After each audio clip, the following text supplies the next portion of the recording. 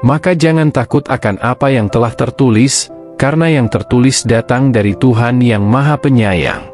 Dan selama kita masih diberi napas, berarti masih ada ruang untuk memperbaiki takdir kita dengan usaha dan doa. Assalamualaikum warahmatullahi wabarakatuh. Namun, benarkah semuanya memang sudah tertulis? Sejak kapan? Di mana? Dan bagaimana bisa hidup manusia yang begitu dinamis, dengan segala pilihan dan ketidakpastian, sudah terlebih dahulu diketahui? Jawabannya tersimpan dalam sesuatu yang tak terjangkau oleh panca indera, namun disebut berkali-kali oleh wahyu, Lauh Mahfuz. Ia bukan sekadar buku catatan, melainkan bagian dari takdir Allah yang telah mencakup segalanya. Bahkan sebelum langit dan bumi diciptakan, sebelum waktu bergulir, sebelum seorang ibu mengenal bayinya, takdir telah dituliskan. Lengkap, tanpa luput satupun. Lalu, apa yang sesungguhnya dimaksud dengan tertulis? Dalam Al-Quran, Allah menyatakan bahwa tidak ada satupun musibah yang terjadi, tidak pula satu keberkahan yang turun, melainkan telah tertulis dalam kitab yang terjaga. Bahkan gugurnya sehelai daun di hutan yang tak pernah dikunjungi manusia pun, tak luput dari perhitungannya. Tapi manusia bertanya, apakah ini artinya hidup hanya seperti wayang di panggung, yang digerakkan oleh naskah yang telah ditetapkan? Apakah semua ini berarti kita tidak punya kehendak? Pertanyaan-pertanyaan seperti ini tidak hanya muncul hari ini. Ia muncul dalam hati orang-orang yang beriman sejak dahulu. Di balik doa yang mereka panjatkan, ada renungan mendalam. Jika Allah telah mengetahui segalanya, termasuk hasil dari segala usaha, mengapa aku harus bersusah payah? Mengapa aku harus mengisi hari dengan bekerja, berharap, bahkan menangis dalam sujud, jika semuanya sudah selesai sebelum aku dilahirkan?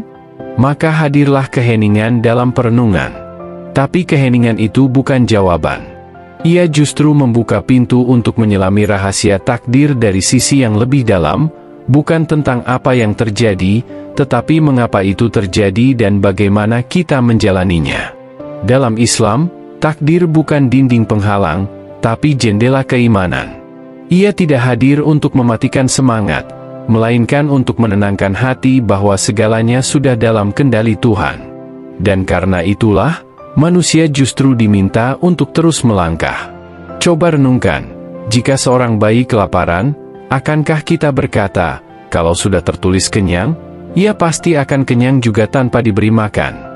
Atau jika tubuh kita sakit, akankah kita hanya diam dan berkata, kalau sudah tertulis sembuh, maka akan sembuh sendiri?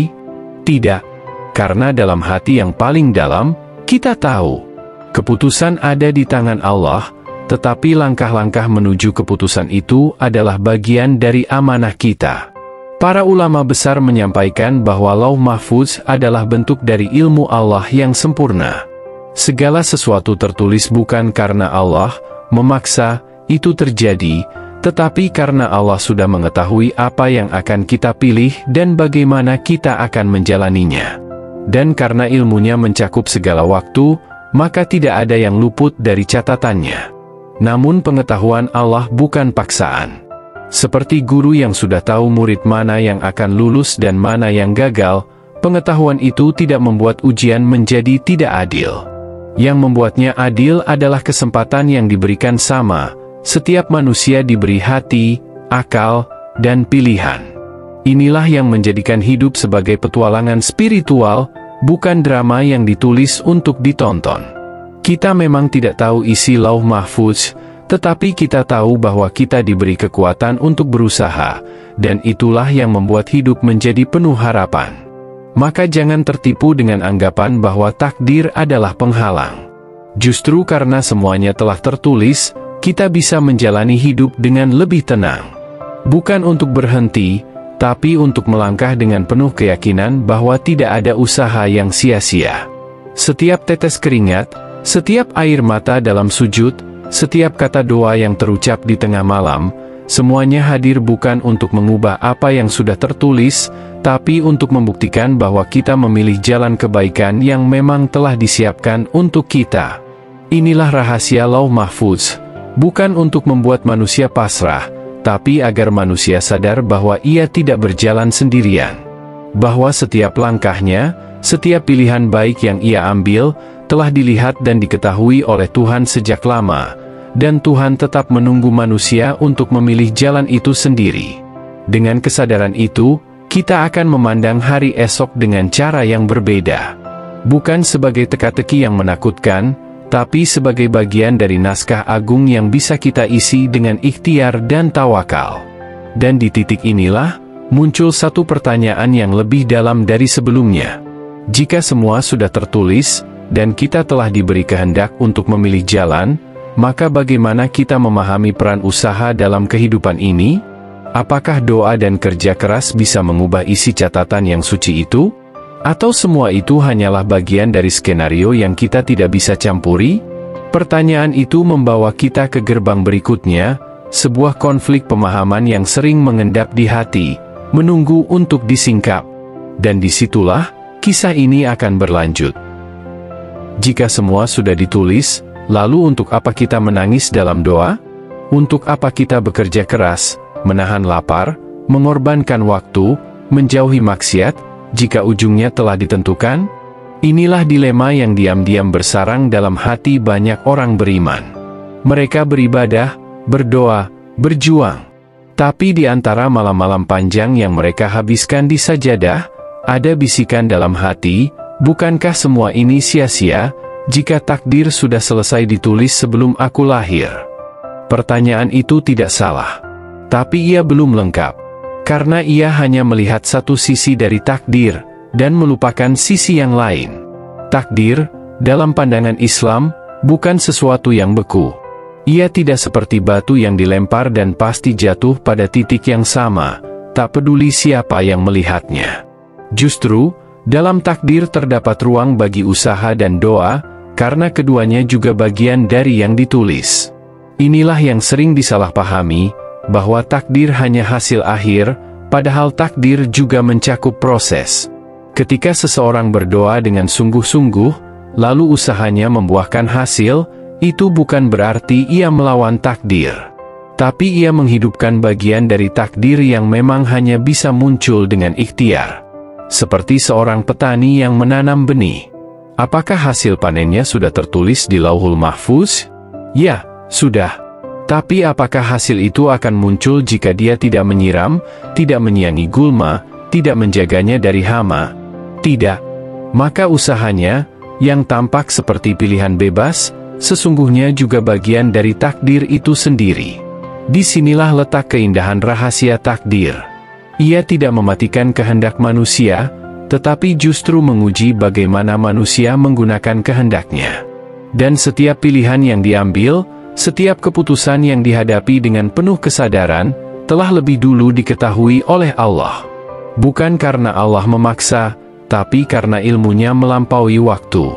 Namun, di tengah pemahaman itu, muncul rasa bimbang, apakah doa benar-benar bisa mengubah takdir? Dalam sebuah hadis, Rasulullah bersabda bahwa tidak ada yang bisa menolak takdir kecuali doa. Hadis ini menegaskan satu hal penting, bahwa takdir tidak sekaku yang dibayangkan. Doa adalah bagian dari interaksi kita dengan kehendak Allah. Ia bukan sekadar permintaan, tapi bentuk penyerahan, pengakuan bahwa kita lemah, dan bahwa kita menerima kehendaknya, sambil tetap berharap pada rahmat-Nya.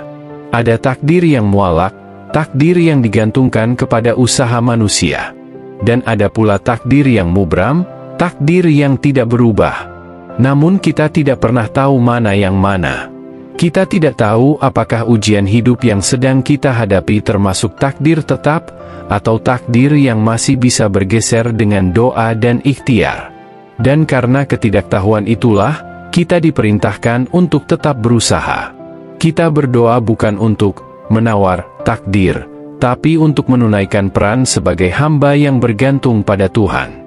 Kita bekerja bukan untuk memastikan hasil, tapi untuk menunjukkan bahwa kita beriman kepada proses. Coba lihat bagaimana para nabi hidup.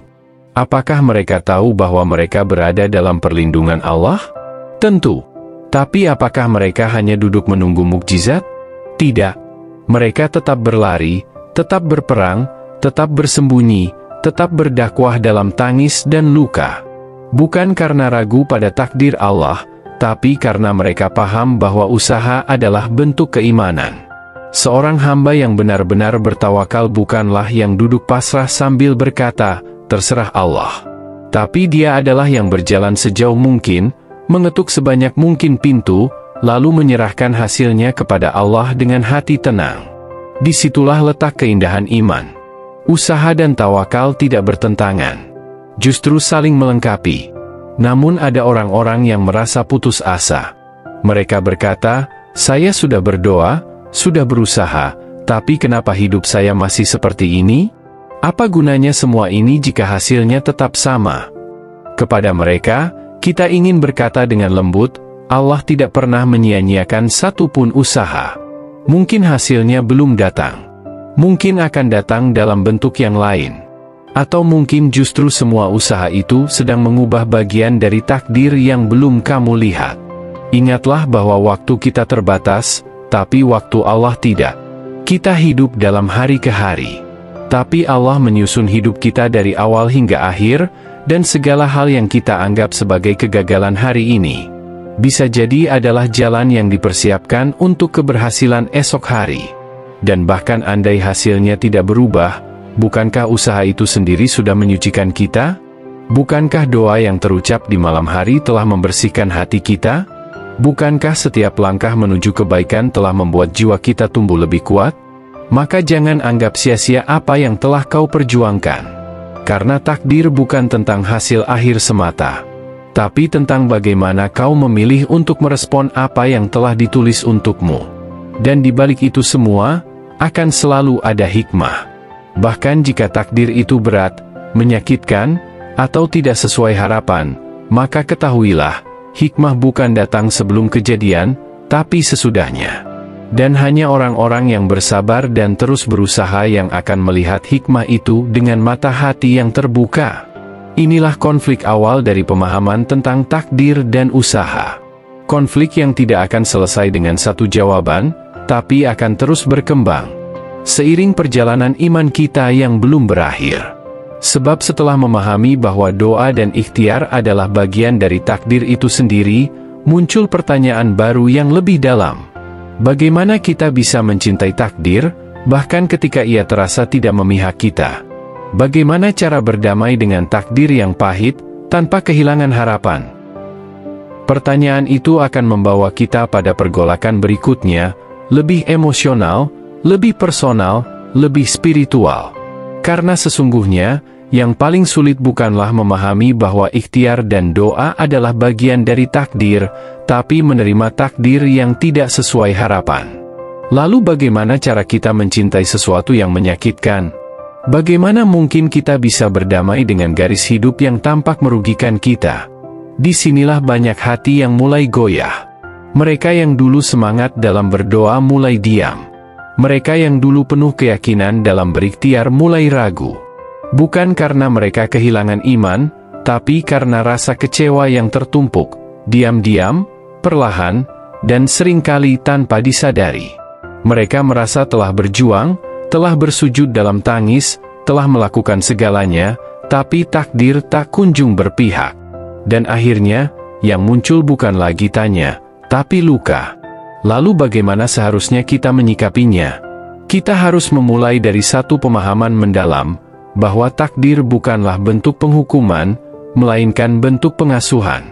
Jika kita yakin bahwa Allah Maha Mengetahui, maka kita harus percaya bahwa takdirnya tidak mungkin sembarangan. Bahkan ketika jalan hidup terasa berat, bahkan ketika doa seakan tak berjawab, disitulah sebenarnya sedang terjadi pendidikan ruhani. Sebab manusia tidak dibentuk oleh kenyamanan, tapi oleh tantangan. Dan ruh tidak tumbuh dalam kemudahan, melainkan dalam kesabaran.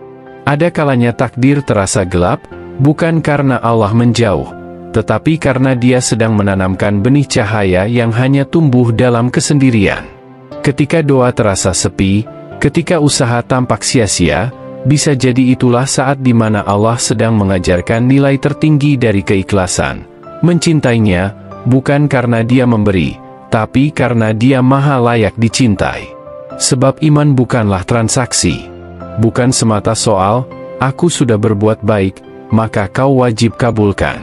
Tapi iman adalah penyerahan, kepercayaan total bahwa apapun hasilnya, itu adalah yang terbaik menurut ilmunya yang tak terbatas.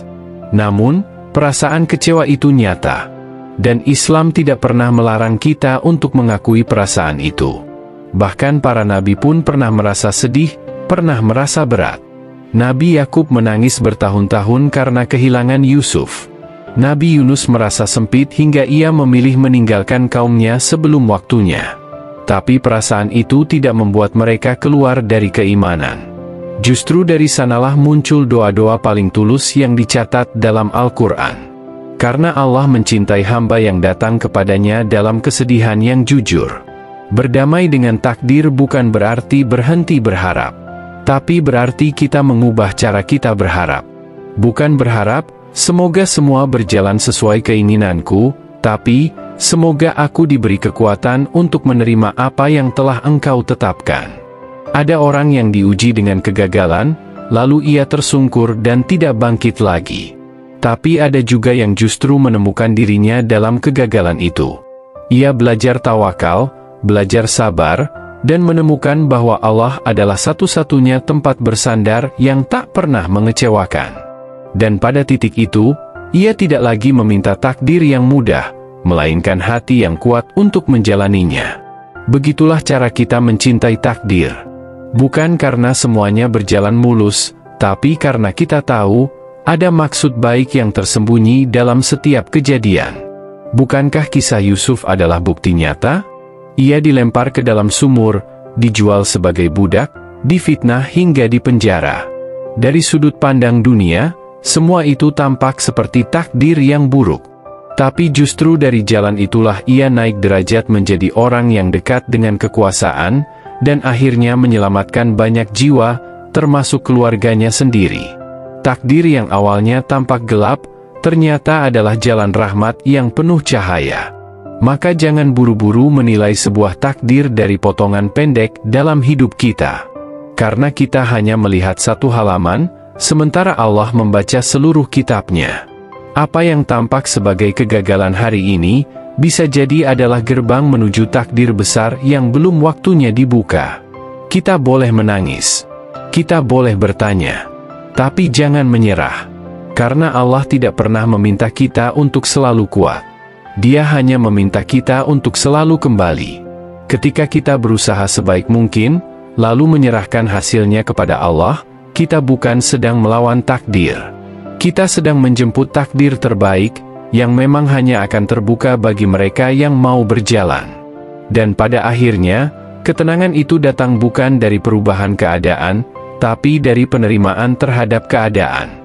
Bukan dari tercapainya semua harapan, tapi dari keyakinan bahwa harapan kita tidak pernah sia-sia di sisi Allah. Jadi ketika takdir terasa berat, jangan tanya, kenapa ini terjadi padaku? Tapi tanya, apa yang Allah ingin aku pelajari dari ini? Karena hidup bukan tentang menghindari badai, tapi tentang belajar menari di bawah hujan, sambil tetap memandang langit, dan percaya bahwa pelangi itu pasti datang, meski belum sekarang. Dan ketika hati sudah bisa menerima takdir dengan ketundukan, ketika ruh tidak lagi memberontak tapi berserah, maka kita akan menemukan ketenangan yang tidak bisa diberikan oleh dunia. Namun perjalanan iman tidak berhenti di sini.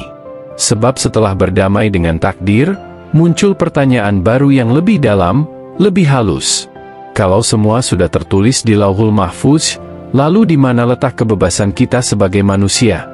Apakah pilihan-pilihan kita sungguh punya arti? Atau hanya sekadar bayangan di atas skenario yang telah ditentukan? Pertanyaan itu akan membuka pintu menuju perenungan yang lebih tinggi, tentang kehendak bebas, ilmu Allah, dan rahasia Lauhul Mahfuz itu sendiri. Kalau semua sudah tertulis di Lauhul Mahfuz, lalu di mana letak kebebasan kita sebagai manusia? Apakah pilihan-pilihan kita sungguh punya arti? Atau hanya sekadar bayangan di atas skenario yang telah ditentukan? Pertanyaan itu telah lama menjadi bisikan dalam hati banyak orang. Ia muncul diam-diam, menyelinap dalam kesunyian malam, ketika kita menatap langit dan bertanya pada diri sendiri, apakah semua yang kujalani ini sungguh milikku? Atau aku hanyalah pelaku dari skrip yang tak bisa kuubah? Disinilah kita perlu menyelami kembali dua kata kunci dalam Islam, ilmu Allah dan kehendak manusia. Lauhul Mahfuz adalah simbol pengetahuan Allah yang absolut. Di sana, semua sudah tercatat. Bahkan sebelum kita dilahirkan, sebelum bumi ini diciptakan, bahkan sebelum waktu itu sendiri berjalan, Allah telah mengetahui seluruh perjalanan kita. Setiap detik, setiap keputusan, setiap hembusan napas, tidak ada satupun yang luput dari ilmunya. Namun penting untuk dipahami, pengetahuan Allah tidak memaksa kita untuk memilih. Ia hanya mengetahui apa yang akan kita pilih. Seperti seorang guru yang sangat mengenal muridnya, ia tahu murid itu akan menjawab salah pada soal tertentu, tapi pengetahuannya tidak membuat si murid kehilangan kebebasannya. Ia tetap memilih. Ia tetap bertindak. Demikian pula kita. Kita hidup dalam dunia sebab akibat. Kita diberi akal, diberi hati, diberi pilihan. Maka ketika kita memilih untuk berbuat baik atau buruk, itu adalah bagian dari kehendak kita. Dan karena itu pula, kita dimintai pertanggungjawaban. Allah tidak akan menghukum seseorang atas sesuatu yang tidak ia pilih. Dan Allah tidak akan menyia-nyiakan setiap usaha hambanya yang berjalan mendekat kepadanya. Dalam Al-Quran, Allah berulang kali menyebutkan, barang siapa yang menghendaki, maka biarlah ia beriman. Barang siapa yang menghendaki, maka biarlah ia kafir. Kalimat ini bukan sekadar retorika. Ini adalah penegasan bahwa manusia diberi kehendak bebas untuk memilih jalannya. Tapi di sisi lain, kehendak manusia tetap berada dalam kehendak Allah yang lebih besar. Tidak ada sesuatu pun yang keluar dari cakupannya. Maka ketika kita memilih sesuatu, dan ternyata yang terjadi tidak sesuai rencana kita, itu bukan karena kehendak kita tak dihargai. Tapi karena Allah, dengan kasih sayangnya, tahu bahwa apa yang kita pilih tidak membawa kebaikan dalam jangka panjang. Dan disitulah letak keindahan takdir. Takdir bukan berarti segala sesuatu sudah pasti dan kita hanya menunggu. Takdir adalah panggilan untuk bertindak, untuk berusaha, dan pada akhirnya, untuk berserah. Kita diminta untuk berlayar, bukan untuk diam di pelabuhan. Tapi kita harus sadar bahwa angin, gelombang, dan arah akhir dari perjalanan itu, tetap dalam kendali Allah. Bayangkan seorang petani yang menanam benih. Ia menyiram, ia menjaga dari hama, ia berharap penuh. Tapi ia juga tahu, tumbuh atau tidaknya tanaman itu, bukan sepenuhnya dalam kendalinya. Ia tidak pernah berhenti berusaha, tapi ia juga tidak pernah menyombongkan hasil panennya. Karena ia tahu, ada tangan Tuhan yang bekerja lebih besar dari tangannya sendiri. Begitulah kita seharusnya hidup. Berjalan sekuat tenaga, berdoa sekuat hati, dan berserah sekuat iman. Karena Islam bukan tentang menyerah sebelum berjuang, tapi tentang berjuang dengan sepenuh keyakinan, lalu berserah dalam ketundukan. Lauhul Mahfuz bukan tembok takdir yang membatasi. Ia adalah jendela pengetahuan Allah yang sempurna. Kita tak bisa membacanya. Kita tak tahu isinya. Tapi kita bisa menjalani hidup ini dengan iman, bahwa apapun yang ditulis di sana, jika kita bersungguh-sungguh dalam kebaikan, maka takdir itu akan menjadi hadiah, bukan hukuman. Bahkan dalam hadits, Rasulullah bersabda, tidak ada yang dapat menolak takdir kecuali doa. Ini adalah isyarat yang dalam, bahwa takdir itu dinamis, bukan beku. Bahwa doa dan ikhtiar bisa menjadi sebab perubahan, bukan karena Allah berubah pikiran, tapi karena Allah sudah menuliskan dalam Lauhul Mahfuz bahwa jika si hamba ini berdoa dan berusaha, maka aku akan kabulkan. Artinya, usaha dan doa kita juga bagian dari takdir itu sendiri. Kita diberi kehendak, diberi pilihan, dan setiap pilihan membawa konsekuensi. Tapi kita juga diberi tuntunan, diberi bimbingan, agar tidak tersesat di jalan panjang ini. Maka beruntunglah mereka yang senantiasa bertanya kepada Allah dalam setiap langkah. Karena ia tahu, takdir bukan sesuatu yang harus ditakuti. Takdir adalah tempat kita belajar percaya. Pada akhirnya, hidup ini bukan soal mengetahui apa yang tertulis di Lauhul Mahfuz, tapi soal bagaimana kita menjalani tulisan itu dengan hati yang yakin, usaha yang maksimal, dan keikhlasan yang penuh. Karena sesungguhnya, Allah tidak bertanya kepada kita, "Mengapa takdirmu begitu?" Tapi Dia akan bertanya, apa yang kau lakukan dengan takdirmu itu? Dan itulah yang akan membedakan akhir cerita setiap manusia. Bukan pada takdirnya, tapi pada caranya menyikapi takdir itu. Jadi, apakah semua sudah tertulis di Lauhul Mahfuz? Ya. Tapi bagaimana kita melangkah menuju tulisan itu? Disitulah letak kehormatan kita sebagai manusia. Karena Allah tidak menilai hasil akhirnya. Dia menilai usaha, niat, dan ketulusan langkah kita menujunya. Maka jangan pernah berhenti berusaha. Jangan pernah berhenti berdoa. Jangan pernah menyerah kepada rasa lelah. Karena bisa jadi, justru di saat engkau nyaris menyerah, takdir baikmu sedang mendekat. Dan saat itu tiba, engkau akan tahu bahwa setiap tetes air mata, setiap usaha yang tampak sia-sia, setiap doa dalam sunyi, ternyata tak pernah hilang. Semuanya telah tercatat. Dan semua akan dibalas dengan sesuatu yang jauh lebih baik dari yang pernah kau harapkan. Dan itulah ketenangan sejati dalam Islam, ketika kita tahu bahwa semua sudah tertulis oleh tangan yang Maha Pengasih. Maka kita pun melangkah, bukan dengan takut, tapi dengan yakin. Karena sejatinya, bertawakal bukan berarti berhenti berjalan, tapi tetap melangkah, meski kita tak tahu pasti kemana, karena kita percaya penulis takdir kita adalah sebaik-baik perencana. Waalaikumsalam warahmatullahi wabarakatuh.